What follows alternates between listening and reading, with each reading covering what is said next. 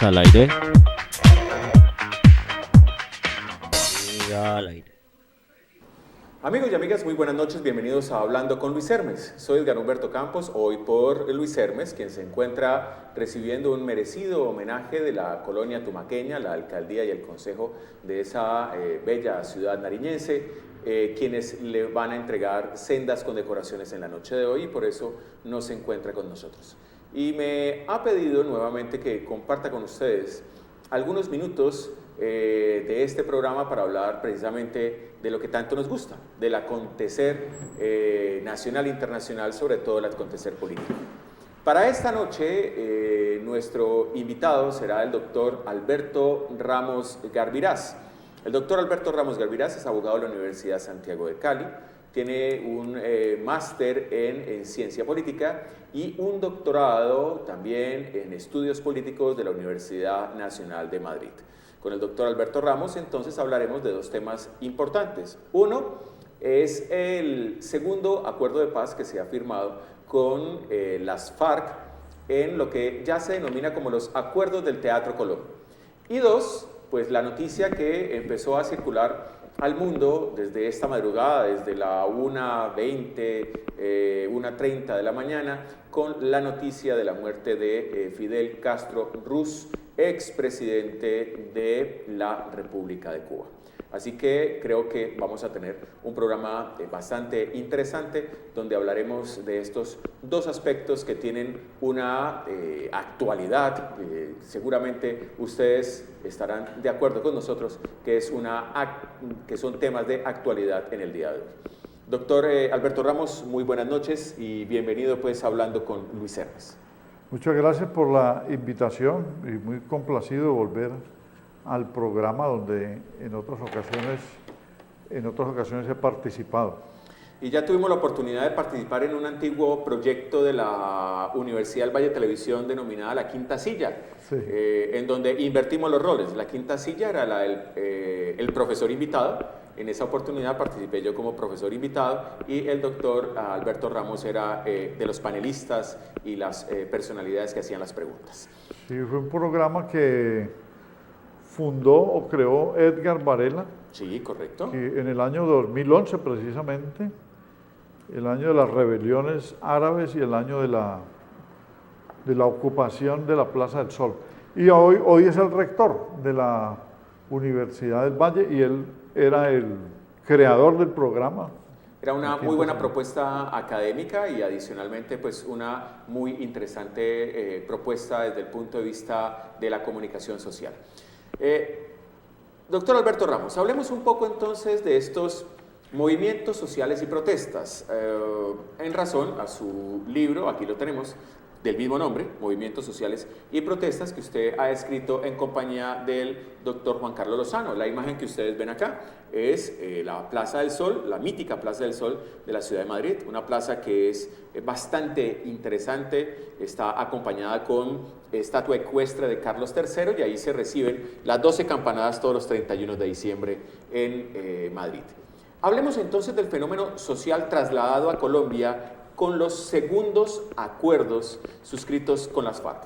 Debemos recordar que el proceso de paz tuvo una primera fase de algo más de 6 años, una fase secreta, y luego una fase pública en la ciudad de La Habana, provincia de La Habana, en la República de Cuba, y que terminan con la firma que se hace en Cartagena de Indias hace algunas semanas. Posteriormente a ello, se hace la refrendación popular y bueno, ya todos sabemos el resultado de la misma. Ahora se hace un cónclave, digámoslo, de muy pocos días en donde se emite un nuevo documento. El original era de 297, ahora este creo que tiene 305, 309 páginas y ya se le está denominando como los acuerdos del Teatro Colón porque precisamente se firma en el Teatro Colón de la ciudad de Bogotá. Hablemos de este tema, doctor Alberto Ramos, como politólogo que es usted y su visión de lo que acaba de suceder en nuestro país. Bueno, se trata de un nuevo acuerdo porque el plebiscito del 2 de octubre, el no ganó por unos pocos votos, unos 55.000 o cerca de 60.000 votos, sobre 6 millones de cada uno de los grupos, tanto los del sí como los del no. O sea, la votación de casi 13 millones se dividió,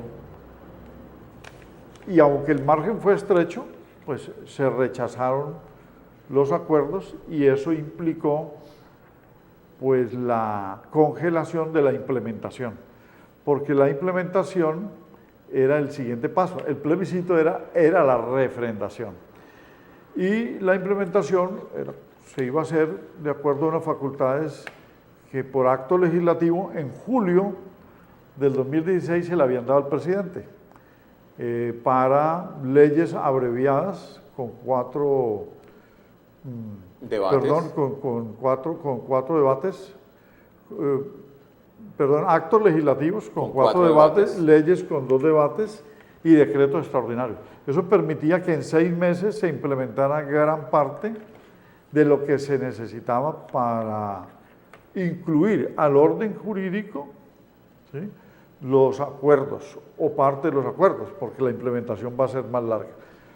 Como esto se congeló, entonces vino todo lo que conocemos los colombianos, que fue la reacción de los del no, que tampoco se esperaban esa derrota por parte del sí, y aparecen quienes se apropiaron, pues, como cabezas visibles del movimiento del no, o sea, el doctor Álvaro Uribe, Pastrana, Marta Lucía Ramírez y el exprocurador, que no tiene votos, pero decidió que él también era un líder que merecía estar allí sentado, lo llevó el doctor Uribe.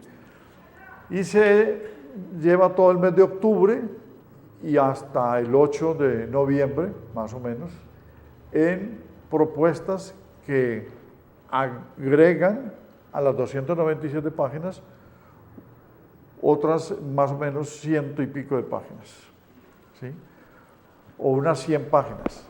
¿Qué quiere decir? Que el acuerdo firmado en Cartagena, como usted lo explicó, en septiembre, 20 y pico, se transformó y quedó un nuevo acuerdo. Y ese acuerdo se firmó en el Teatro Colón. Pero la discusión hoy es sobre la refrendación, o sea, si hay que refrendarlo o no, y para poder proceder a la implementación. Esa refrendación, que no era necesaria la primera vez, se volvió necesaria en esta ocasión. Me explico. La refrendación, en muchos procesos de paz en el mundo y en Colombia, todos los que se han hecho, nunca se ha llevado a cabo. ¿Por qué? Porque la legitimidad la tiene el presidente de la República. El mandato, y más él que en la segunda vuelta del 2014 ganó un mandato para la paz, porque la primera vuelta la perdió, el segundo fue para la paz. O sea que allí tenía 9 millones y pico de votos que le daban toda la legitimidad para firmar, y eso bastaba. Él se metió en un plebiscito que perdió. Y la Corte, en una sentencia de control de constitucionalidad, dijo que la vigencia de los instrumentos del fast track, o sea, la vía rápida que acabamos de explicar, se sometían a la refrendación. Quiere decir que hay que hacer una nueva refrendación, pero no necesariamente por plebiscito. Muy bien, y esa nueva refrendación podría tener 3 caminos, digámoslo. Uno, la consulta al pueblo, plebiscito. Otra también la consulta al pueblo, que podría ser en la modalidad del cabildo abierto, que no se ha, digamos, estrenado en nuestro país, que se encuentra consagrada en la Constitución Política, pero que no se ha estrenado. Y otra que sería la del Congreso de la República. Vamos por la del Congreso. Y ya se encuentran entonces voces disonantes que dicen que el Congreso no podría entrar a refrendar lo que estaría en cabeza del constituyente primario, que es el pueblo. ¿Cuál es su concepto al respecto? Bueno, entonces, antes de contestarle, hagamos una anotación sobre el cabildo abierto. El doctor Eduardo Cifuentes, que fue defensor del pueblo y que fue magistrado de la Corte, hizo esta propuesta. No se ha estrenado en Colombia a nivel, digamos, nacional y coetáneo. Correcto. O sea, que al mismo tiempo se hagan cabildos abiertos en el lapso todos los municipios de 15 días en todos los municipios. Y encontraron dificultades, pero era una forma de refrendar, porque cada municipio la gente se inscribía ante el Consejo Municipal y se hacía en un parque o en un estadio, en un escenario amplio, si los consejos son estrechos, y iban votando por los acuerdos y de esa manera se refrendaban. Esto resultó engorroso, entonces la vía del Congreso, que es la pregunta, y es lo que se anunció en el Teatro Colón, y se va a dar entre martes y jueves de esta semana, o sea, el 29 de noviembre, empieza en la Cámara de Representantes la refrendación y luego en el Senado a los 2 días. Para mí sí es procedente, doctor Campo. ¿Por qué? Porque la refrendación, primero que todo, la ley estatutaria de mecanismos de participación no dice que un proceso de paz deba refrendarse por uno de los mecanismos que están allí establecidos, que son los del artículo 103 de la Constitución. No lo dice. La Constitución tampoco. Pero como el presidente lo prometió y la hizo y la perdió, no necesariamente tiene que volver a hacer lo mismo, pero sí buscar la refrendación. Entonces esta refrendación, si se da en el Congreso, ¿quién es, cuando el pueblo no está reunido, quién representa al pueblo? El Congreso. O sea, el artículo 3 dice que la soberanía reside en el pueblo y que a través de sus delegados, puede ser el presidente, puede ser el Congreso, podría ser una Asamblea Nacional de alcaldes, sí, y de alcaldes o de gobernadores que también son delegados del pueblo. La constituyente es otra vía que sería también muy engorrosa por lo larga. Es que el problema ahora es de tiempo porque se puede desbaratar el proceso por la fragilidad de echarse al fuego, es por eso. Pero la Asamblea Constituyente se barajó y la tienen como un plan B, pero luego para implementar, porque ya no es para refrendar, que habría servido para las dos cosas. Pero la Asamblea Nacional Constituyente, en mi criterio, sería una caja de Pandora, porque claro, pues nadie sabe ni siquiera para dónde va. Convocar una Asamblea Nacional Constituyente es dar la facultad de cambiar completamente la Constitución, hacer una Constitución nueva, y bueno, todos sabemos que nada más peligroso que redactar una nueva Constitución, porque eso puede generar obviamente o la pérdida de libertades o el consagrar ciertas disposiciones que en el futuro vuelvan esa Constitución pétrea, o sea que no se pueda modificar, etc. Podría pasar eso, y ese es el temor que tenía el doctor Santos, porque la llegaron a anhelar o a pedir en el curso del proceso de paz por allá en el 2014, tanto las FARC como Uribe, una asamblea constituyente. Pero es una caja de Pandora que puede revocar hasta los acuerdos. Correcto. Y cambiar toda la Constitución. Revocar incluso hasta el mismo Congreso de la República, como sucedió con la séptima papeleta, cuando obviamente se convocó la Asamblea Constituyente del año 1991. Tenemos unas imágenes de la agencia española EFE acerca de precisamente este acto celebrado en el Teatro Colón de Bogotá con respecto a los siguientes acuerdos. Recordando que esas imágenes obviamente están protegidas por los derechos de autor, son de la agencia EFE, y que este es un programa de corte netamente académico y que no se está haciendo un lucro económico de las mismas. Veamos las imágenes, por favor. Acuerdo de paz al señor Rodrigo Londoño, comandante de las FARC.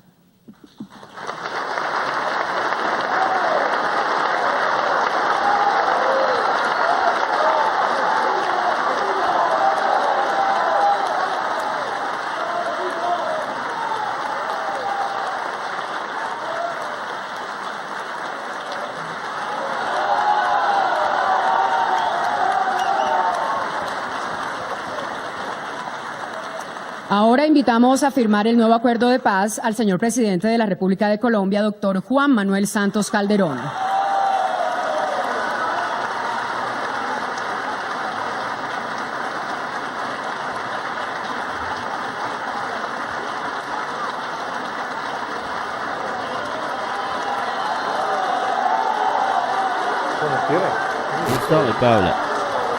Bien, ahí estamos observando entonces al señor presidente de la República, Juan Manuel Santos Calderón, y a alias Timochenko, el jefe máximo de las FARC.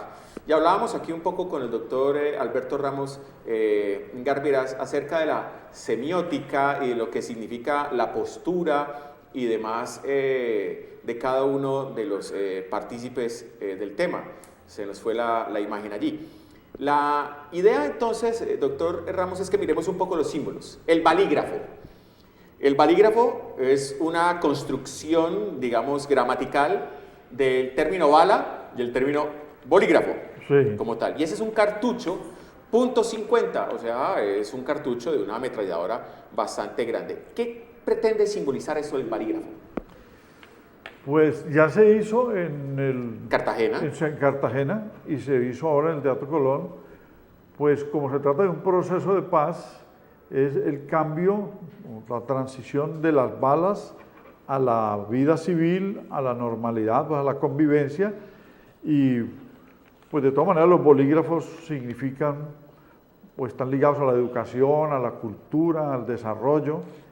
Y me parece que es una buena idea la palabra esa de balígrafo y el uso de ese cartucho para significar que vamos a entrar en una nueva etapa y que el uso de las balas va a ser ahora por el desarrollo. Yo pensaría también, doctor Alberto Ramos, que vamos a escribir la historia no con las balas, sino precisamente con los bolígrafos, que es una forma... se puede escribir la historia de dos maneras, a través de la guerra, y hemos visto muchos imperios que han construido precisamente la historia con la guerra. Tenemos el Imperio Romano, por ejemplo. Roma, si algo tuvo dentro de los muchos desarrollos, fue una gran máquina bélica, tan importante que llegó a gobernar gran parte de Europa y norte de África. Pero también el poder de la palabra. En este caso es el poder de la palabra y el bolígrafo, en este caso el balígrafo, pues representa la palabra en sí. Y observémoslo, aquí tenemos unas imágenes del balígrafo y cómo fue construido. Ahí están los cartuchos. En particular, la ex ministra Gina Parodi haciendo mención a esto, y creo que el presidente Santos ha estado donando algunos de estos balígrafos a diferentes líderes internacionales. La fotografía pues en la ciudad de Cartagena, y al lado el presidente Raúl Castro Ruz como, digamos, testigo de excepción. Aquí tenemos que enlazar algo muy importante. Cuba, testigo de excepción de los diálogos de paz, pero también Cuba fue promotor de las diferentes guerrillas en el continente. ¿No será, doctor Ramos, desde el punto de vista de la política, que hay un giro en la forma de hacer o de tener influencia en América Latina de Cuba? Sí, pues digamos que los procesos de paz se llevan a cabo, digamos, de tres maneras, ¿no? Uno, con mediadores internacionales o países amigos, que es la vía, digamos, de resolución de un conflicto a través de terceros. El otro es con la conversación directa entre las partes, que es el diálogo, y el otro es venciendo al enemigo para poder lograr la paz. Para imponer. En esta ocasión se hicieron las tres. Recuerde que la primera fase, año 2012, 13 y 14, hubo combates. Correcto. El cese al fuego empezó por ahí en diciembre del 2014 y ya en 2015 hubo cese al fuego. Fue conversación en medio del conflicto. Fue en medio del conflicto. Pero el acompañamiento de Cuba que tú mencionas es muy importante porque Cuba, pues, un país que se liberó de una dictadura feroz como la de Fulgencio Batista, de 10 años, una dictadura de 10 años. Una dictadura donde habían estado otros militares como Prío Socarrás, etc. Correcto. Y que la gesta guerrillera de Fidel Castro, en sus dos intentos iniciales, él fue apresado, luego llegó a la Sierra Maestra, se fortaleció, creció el foco guerrillero, triunfaron en el 59, establecen ya un gobierno y se vuelven aparato de Estado. Los guerrilleros se vuelven funcionarios, cambia el derecho, la constitución, etcétera, etcétera. Y eso se vuelve un modelo para las guerrillas de América Latina, entre ellas Colombia, pues tanto el ELN como la FARC tuvieron como referente siempre a Cuba, más el ELN.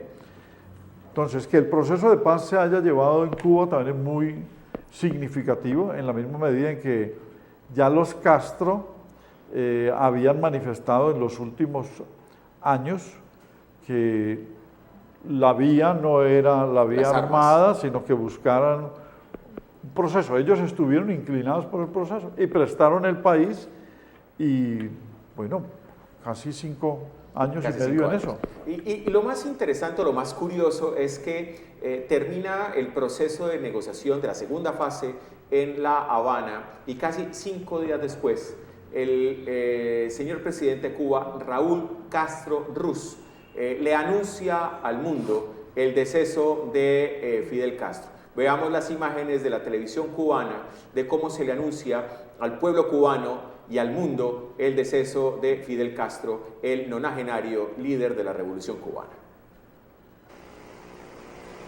Querido pueblo de Cuba, con profundo dolor comparezco para informar a nuestro pueblo, a los amigos de nuestra América y del mundo, que hoy, 25 de noviembre del 2016, a las 10:29 horas de la noche, falleció el comandante en jefe de la Revolución Cubana, Fidel Castro Ruz. En cumplimiento de la voluntad expresa del compañero Fidel, sus restos serán cremados en las primeras horas de mañana, sábado 26, la comisión organizadora de los funerales brindará a nuestro pueblo una información detallada sobre la organización del homenaje póstumo que se le tributará al fundador de la Revolución Cubana. Hasta la victoria, siempre. Victoria siempre, venceremos. Ese ha sido, digamos, el grito de batalla de muchos de los líderes cubanos. 10:29 de la noche del 25 de noviembre de 2016. Y esa muerte de Fidel Castro ha generado reacciones de todo tipo. Una previsible, la de los cubanos de Miami, a los que llama el régimen la gusanera, que salen al famoso Café Versalles, creo que se llama, que queda en la calle 8, literalmente a festejar la muerte de Fidel Castro.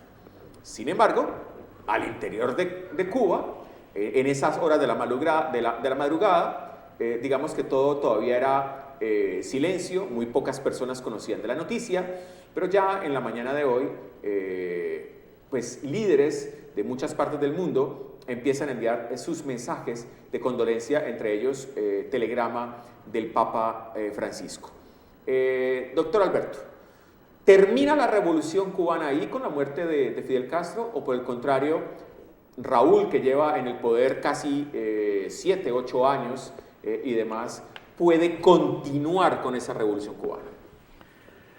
Creo que él puede continuar, lo que pasa es que ya como lo hemos visto en estos 8 años, ha moderado un poco el discurso. Pero Fidel no dejaba de estar influyendo en algunas decisiones. Pero lo ha moderado porque el bloqueo a Cuba ha sido muy fuerte desde principios de la década del 60, cuando los Estados Unidos deciden no enviar mercancías, no tener relaciones comerciales, y la sanción que se hizo en la OEA, expulsando sí, a Cuba desde Punta del Este, creo que fue una reunión en Uruguay. Entonces, todas las fases que ha recorrido la revolución ha hecho que ellos se moderen, porque los hechos internacionales, porque los acontecimientos internacionales, pues así también lo han implicado. Por ejemplo, la descomposición de la URSS, de la Unión de Repúblicas Socialistas Soviéticas. Eso hizo que, por la política de Gorbachev con la perestroika y el glasnost. Y el glasnost, correcto, se hiciera una, digamos, una pérdida del poderío dentro de la bipolaridad en la Guerra Fría, de lo que era Rusia apoyando revoluciones y procesos políticos. mucha financiación de la década del 60 y gran parte del 70 y del 80, imagínense, casi 30 años, la hizo Rusia, o sea, financiando programas en Cuba. Ya cuando se acaba la financiación, ellos entonces tienen que cambiar de actitud un poco para buscar cómo subvenir, cómo poder financiar el país cuando el bloqueo continuaba. Entonces, digamos que hechos de esa naturaleza han hecho cambiar a la posición de los Castro. Y eso que usted dice, ese fin de la ex Unión de Repúblicas Socialistas Soviéticas, dio inicio a lo que en Cuba se ha denominado el periodo especial. Y el periodo especial es aquella etapa en la que ellos van a negociar con el capitalismo. Es ahí entonces cuando Cuba se abre al turismo y hoy una de sus principales industrias, por no decir que la principal, es la industria turística. Pero Cuba también tuvo mucha influencia en África. Por ejemplo, participó en la guerra de Angola, guerra de independencia de Angola, y tuvo también participación en Cabo Verde. De hecho, en Angola llegó en un momento determinado a tener 50.000 efectivos cubanos, soldados cubanos, lo llaman ellos combatientes internacionalistas, y durante todo el tiempo que estuvo en Angola llegaron a pasar algo así como 500.000 soldados o militares cubanos en ese país africano. Pero hay un momento de la historia de Cuba que ata a dos líderes cubanos que son Fidel Castro y Che Guevara. Y ese momento es la carta de despedida del Che a Fidel, que es leída por Fidel Castro dentro del Congreso del Partido Comunista, que recordemos, televidentes y doctor Alberto Ramos, es un congreso quinquenal, o sea, cada 5 años se hace la reunión del Congreso del Partido Comunista. Tenemos esas imágenes acerca de esa carta que da lectura Fidel Castro Ruz de su entrañable amigo, el Che Guevara. Hay una ausencia en nuestro comité central de quien posee todos los méritos y todas las virtudes necesarias en el grado más alto para pertenecer a él, y que sin embargo no figura entre los miembros de nuestro comité central. Y para explicar esto, vamos a leer una carta, aquí de puño y letra, aquí transcripta a máquina.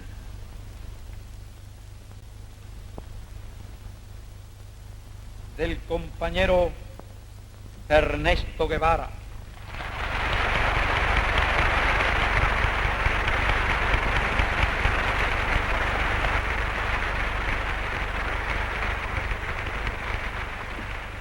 Que por sí misma se explica. Y dice así: a Habana, año de la agricultura.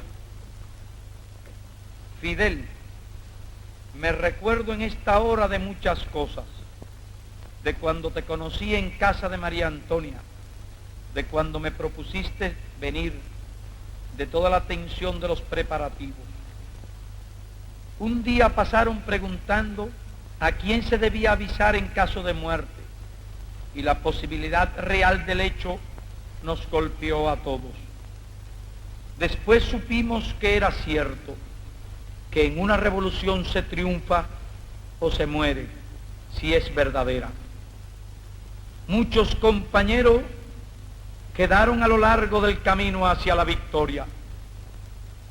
Hoy todo tiene un tono menos dramático porque somos más maduros, pero el hecho se repite. Siento que he cumplido la parte de mi deber que me ataba a la revolución cubana en su territorio, y me despido de ti, de los compañeros, de tu pueblo, que es ya mío. Hago formal renuncia de mis cargos en la dirección del partido, de mi puesto de ministro, de mi grado de comandante, de mi condición de cubano, Nada legal me ata a Cuba, solo lazos de otra clase que no se pueden romper como los nombramientos. Haciendo un recuento de mi vida pasada, creo haber trabajado con suficiente honradez y dedicación para consolidar el triunfo revolucionario. Mi única falta de alguna gravedad es no haber confiado más en ti desde los primeros momentos de la Sierra Maestra y no haber comprendido con suficiente celeridad tus cualidades de conductor y de revolucionario. He vivido días magníficos y sentí a tu lado el orgullo de pertenecer a nuestro pueblo en los días luminosos y tristes de la crisis del Caribe. Pocas veces brilló más alto un estadista que en esos días. Me enorgullezco también de haberte seguido sin vacilaciones, identificado con tu manera de pensar y de ver y apreciar los peligros y los principios. Otras tierras del mundo reclaman el concurso de mis modestos esfuerzos. Yo puedo hacer lo que te está negado por tu responsabilidad al frente de Cuba, y llegó la hora de separarnos. Sépase que lo hago con una mezcla de alegría y dolor. Aquí dejo lo más puro de mis esperanzas de constructor y lo más querido entre mis seres queridos. Y dejo un pueblo que me admitió como un hijo. Eso lacera una parte de mi espíritu. En los nuevos campos de batalla llevaré la fe que me inculcaste, el espíritu revolucionario de mi pueblo, la sensación de cumplir con el más sagrado de los deberes, luchar contra el imperialismo donde quiera que esté. Esto reconforta y cura con creces cualquier desgarradura.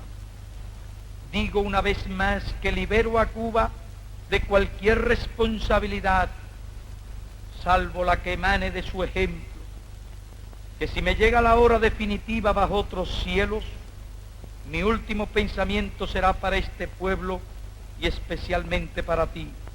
Te doy las gracias por tus enseñanzas y tu ejemplo, y que trataré de ser fiel hasta las últimas consecuencias de mis actos. Que he estado identificado siempre con la política exterior de nuestra revolución y lo sigo estando. Que en donde quiera que me pare, sentiré la responsabilidad de ser revolucionario cubano y como tal actuaré. Que no dejo a mis hijos ni mujer nada material y no me apena. Me alegra que así sea. Que no pido nada para ellos, pues el Estado les dará lo suficiente para vivir y educarse. Tendría muchas cosas que decirte a ti y a nuestro pueblo, pero siento que son innecesarias. Todo esto, señores delegados, esta disposición nueva de un continente de América está plasmada y resumida en el grito. Muy bien, entonces ese es el discurso de el Che Guevara, la carta que es dirigida a Fidel, en la cual el Che se despide. Y se despide para venir a hacer la revolución en América Latina, una revolución obviamente patrocinada por el régimen cubano. ¿Será que Cuba en algún momento determinado tendrá que pedirle excusas o presentar excusas o pedir perdón a América Latina por la revolución? Pues no creo, porque eso fue un proceso que se dio en la década del 60, donde se impregnaron movimientos sociales, el campesinado, por ejemplo, y los estudiantes, básicamente, que se afiliaban a guerrillas donde quiera que había dictaduras o cierre de espacios institucionales de poder. En el caso de Bolivia, pues Bolivia es conocido como Golpilandia, ¿no? Desde 1821 para acá han tenido más de 70 golpes de Estado. Sí. Y en el caso de Colombia, en ese momento, la década del 60, era la apropiación del aparato del Estado por los dos partidos con el Frente Nacional y las guerrillas entonces buscaron una opción de hacer política armada por fuera de la persecución del gobierno de Guillermo León Valencia, cuando ya se habían desmovilizado en el año 58 para la iniciación del Frente Nacional. Entonces, mire que inclusive los tres grupos políticos del 60 también estaban buscando lo mismo, pero no por la vía armada, que eran terceras fuerzas, no del bipartidismo, lógicamente, era el MRL, la ANAPO y el Frente Unido de Camilo Torres. Entonces estaban tratando de buscando espacios cuando ya la reforma constitucional del plebiscito del 57 había dicho que solamente podía ser un presidente liberal y uno conservador, y así sucesivamente durante 16 años. Que eso son los pactos de Benidorm, esa zona tan bonita del sur de España cerca de Valencia. El diario Granma, que es leo textualmente, el órgano oficial del Comité Central del Partido Comunista de Cuba, presenta hoy la nota de prensa acerca de la comisión organizadora de los funerales de Fidel Castro. Lo primero que tenemos que indicar es que el cuerpo de Fidel Castro será sometido a cremación. Creo que debe estar en cremación en este momento porque dijeron que desde primeras horas de la mañana del día de hoy. Y ellos plantean que este será, digamos, la forma como el pueblo de Cuba va a rendir las honras fúnebres. Leo textualmente. La comisión organizadora del Comité Central del Partido, el Estado y el Gobierno para las honras fúnebres del comandante en jefe Fidel Castro Ruz, informa a la población que a partir del 28 de noviembre, desde las 9 hasta las 22 horas, en el Memorial José Martí, la población de la capital podrá acudir a rendirle merecido homenaje a su líder, el cual se extenderá hasta el 29 de noviembre en el horario comprendido entre las 9 y las 12 horas. Los días 28 y 29 de noviembre, entre las 9 y las 22, en los lugares que se informarán oportunamente en cada localidad, incluida la capital, todos los cubanos tendremos la posibilidad de rendir homenaje y firmar el solemne juramento de cumplir el concepto de revolución expresado por nuestro líder histórico el 1 de mayo de 2000, como expresión de la voluntad de dar continuidad a sus ideas y a nuestro socialismo. El 29 de noviembre, a las 19 horas, se realizará un acto de masas en la Plaza de la Revolución José Martí de la capital. Al día siguiente se iniciará el traslado de sus cenizas por el itinerario que rememora la Caravana de Libertad de enero de 1959 hasta la provincia de Santiago de Cuba, concluyendo el 3 de diciembre. La ceremonia de inhumación se efectuará a las 7 horas del día 4 en el cementerio Santa Ifigenia. Así que entonces van, digamos que literalmente desandar lo andado, porque ellos vinieron de oriente a occidente. Recuerde, Granma, que es una provincia oriental, Santiago de Cuba, que es oriente, y Fidel Castro, cuando ganan el triunfo se obtiene el triunfo de la revolución, hace de oriente a occidente para llevar a la provincia de La Habana. Ahora se devuelven, van de La Habana hacia oriente, y no sé, pero creo que entonces el cementerio de Santa Ifigenia quedaría en Santiago de Cuba, me parece, no sé si es así. Es en Santiago de Cuba, sí. Esta mañana lo escuché en el noticiero alemán, el Deutsche Welle. El de la Deutsche Welle, ajá. Deutsche Welle, sí. Pues muy bien. Ahora, la pregunta que se está haciendo medio mundo y que el otro medio mundo no sabe contestar es, ¿y quién puede reemplazar a Raúl, quien ha dicho que en el 2018 ya entregaría el poder para que el partido designe, el Partido Comunista Cubano, un nuevo líder de la revolución? ¿Cuáles son esos candidatos? Pues es difícil, digamos, preverlo, pero hay personas de confianza, ¿no?, que han estado allí, como Alarcón, que fue ministro de Relaciones Exteriores. Fidelito, el hijo mayor de Fidel, quizás. Pero él no es muy político. Muy político, entonces no creo que sea de la familia, pero sí un cercano al partido que ellos han tenido gente muy leal, ¿no? Correcto. Yo recuerdo mucho un ex ministro de Relaciones Exteriores, olvido su nombre en este instante, un hombre joven, bastante dinámico, que cayó en desgracia en el régimen porque fue vinculado con temas de narcotráfico como tal. Roena, si mal no recuerdo, el canciller Roena. Y el régimen y ese tipo de regímenes totalitarios, pues no perdonan ese tipo de cosas. Recordemos lo que sucedió con el general Oviedo, héroe de la República de Cuba, que fue degradado, despojado de todos sus títulos, fusilado porque fue encontrado responsable de narcotráfico en la isla. Entonces, yo creo que el círculo de sucesores es bastante cerrado, digámoslo, en un momento determinado. Sí, yo recuerdo que los primeros años de la revolución, por las imágenes de archivo que uno revisa, el hombre fuerte, pero entre comillas, era Dorticós, Osvaldo Dorticós, era presidente, cuando Fidel era el secretario del partido, que tenía la nomenclatura del Partido Comunista en Rusia, que el secretario era el presidente, el líder. O el líder, exactamente. Y así han pasado muchos de ellos, pero lógicamente que ha sido una hegemonía familiar. Y estuvo Camilo Cienfuegos, recordémoslo también, que desaparece en ese vuelo que todavía hay muchas preguntas que la historia no ha podido contestar y algunos dicen que le quitaba más protagonismo a Fidel que el propio Che Guevara. Pero recordemos algo de Fidel, no a los 90 años, que llegó a tener 90 años, como él lo dijo, el día de su cumpleaños, sin proponérselo, sino que fue más un azar de la vida. Recordemos que era un hombre vital. Discursos de hasta 7 horas con almuerzo involucrado, esto es, vamos a hacer un espacio, voy a almorzar y ahora vuelvo, y la gente no se movía.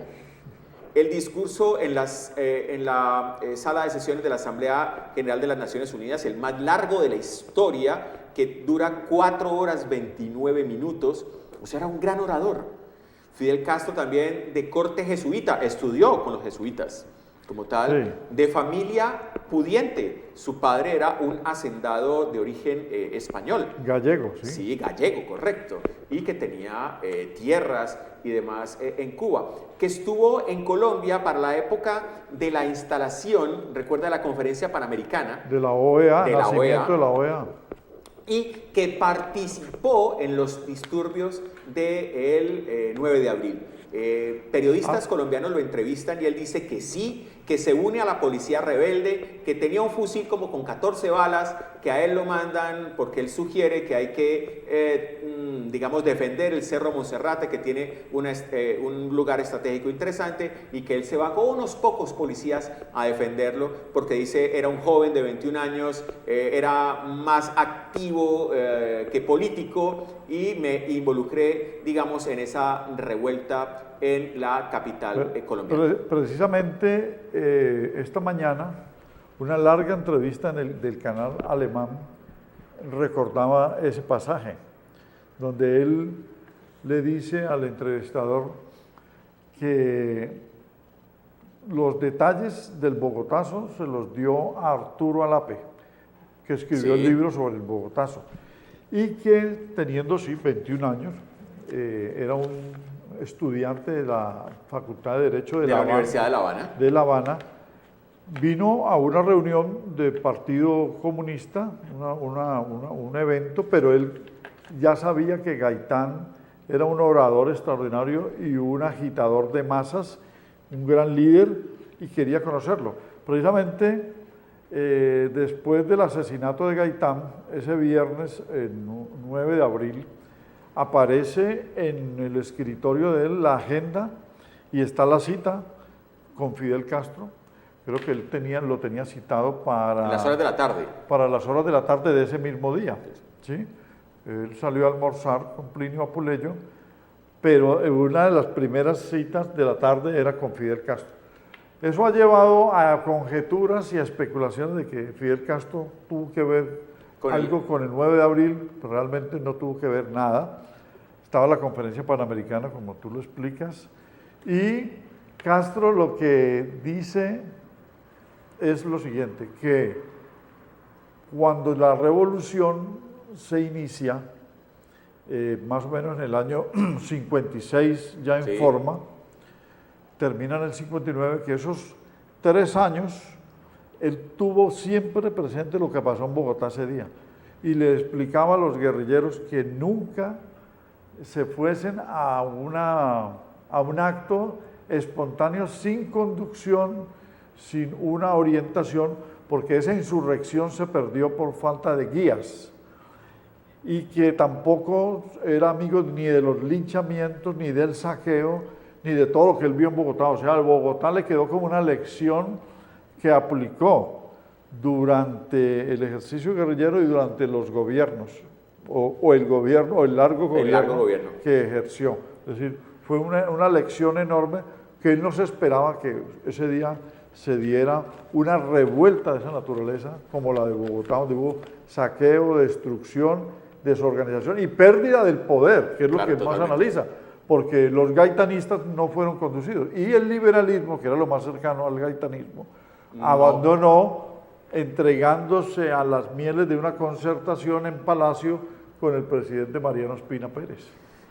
En la carta que leía el comandante Fidel Castro o Fidel Castro Ruz al Congreso del Partido Comunista y de despedida al Che Guevara, se habla de un hecho muy interesante y con ese vamos a cerrar el programa del día de hoy.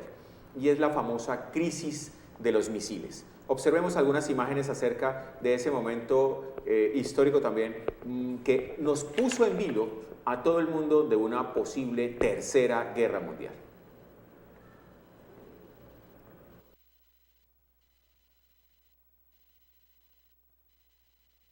Haber introducido estos problemas en la América Latina en el momento en que se hacía el más extraordinario esfuerzo de progreso en la América Latina, se referían a la alianza. Pero este señor, como si nadie supiera en absoluto que la Alianza para el Progreso, esa fachada, esa falsa política que no es progreso, ni es alianza, ni es nada, que en dos palabras es una tomadura de pelo más. Pero en fin, todos los acuerdos, todos los pasos. La tal alianza ha sido incapaz de resolver un solo problema de América Latina.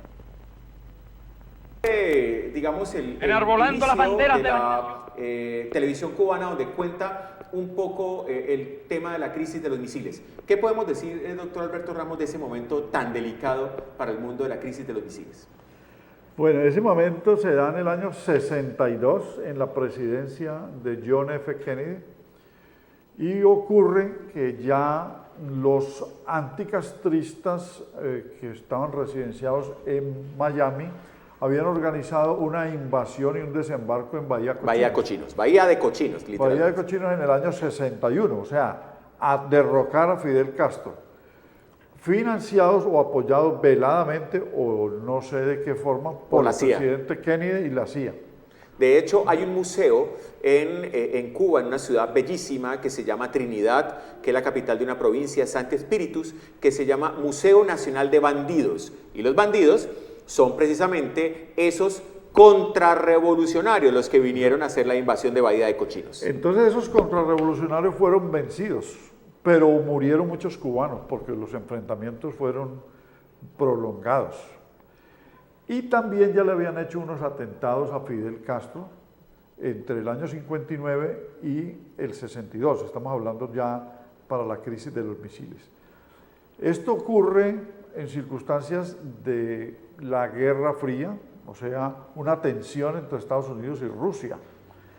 Cuando Nikita Khrushchev, después de ese desembarco, que además Fidel supo cobrárselas haciendo que indemnizara a Estados Unidos la muerte de los cubanos y los daños a la economía con 80 tractores. Esto lo leí en Gramna, ahora en abril que estuve en Cuba de este año. Es un pasaje que no conocía, cómo él se ideó una indemnización para quitarles una demanda internacional por el genocidio con un desembarco de esa naturaleza. Entonces, Nikita Khrushchev, que era el secretario del Partido Comunista, o sea, el presidente de Rusia, le dice que había conversado con Kennedy y que se iba a dar otro desembarco, o sea, que lo iban a invadir, que la invasión era inminente. ¿Qué él qué pensaba? Fidel Castro le dijo, pues yo pienso que si ustedes me van a ayudar, lo más importante es que Estados Unidos sepa que van a ser atacados. Pero él nunca pensó en misiles, lo confiesa, sino que un apoyo militar soviético que llegara a la isla, o sea, un refuerzo militar y que entonces serían atacados.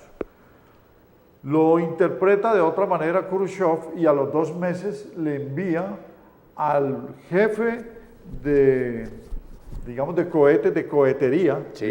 dice Fidel Castro, y a un jefe militar para explicarle que es posible que emplacen unos misiles allí y que él qué opina. Fidel lo dudó mucho Sí. porque pensó en una guerra termonuclear, Listo. que no solamente una tercera guerra mundial, sino en un evento termonuclear y que no quería que eso se diera. Sin embargo, accedió a que emplazaran los misiles. Esto originó la llamada crisis de los misiles, donde el presidente Kennedy, pues lógicamente se asustó. Hay una película con Gary Oldman que narra la crisis de los misiles, la intervención del hermano de Bob Kennedy, del hermano de John F. Kennedy, y de toda la cúpula del Partido Demócrata, a ver cómo se resolvía cuando ya tenían los misiles allí. Lo que Castro no supo es que Estados Unidos había emplazado por esos días, en el mismo año 62, misiles en Turquía para amenazar a Rusia.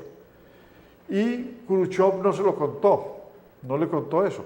Por eso él le propuso colocar esos misiles porque era como una equivalente, una contraprestación o una amenaza a los Estados Unidos que ya lo habían hecho en Turquía. Cuando se va a resolver la crisis, que además termina en que nunca van a invadir a Castro porque les dio miedo, él se entera años después de que lo canjearon por los misiles correcto. de Turquía y entonces se quedó en tablas porque era una amenaza nuclear dentro de la guerra nuclear desenvuelta en el medio de la Guerra Fría, de la Guerra Fría, porque era el momento de la Guerra Fría. Pues, televidentes, siempre el tiempo es bastante cruel con nosotros. Quisiéramos seguir conversando con ustedes, conversando con Luis Hermes, esta noche con Alberto Ramos Garvirás, pero pues debemos decirles hasta luego para citarlos a la próxima emisión. Esperamos ya con Luis Hermes en este espacio. Doctor Alberto Ramos, muchas gracias por su participación en la noche de hoy. Muchas gracias a ustedes, doctor Edgar Humberto, por la invitación y la moderación de este programa.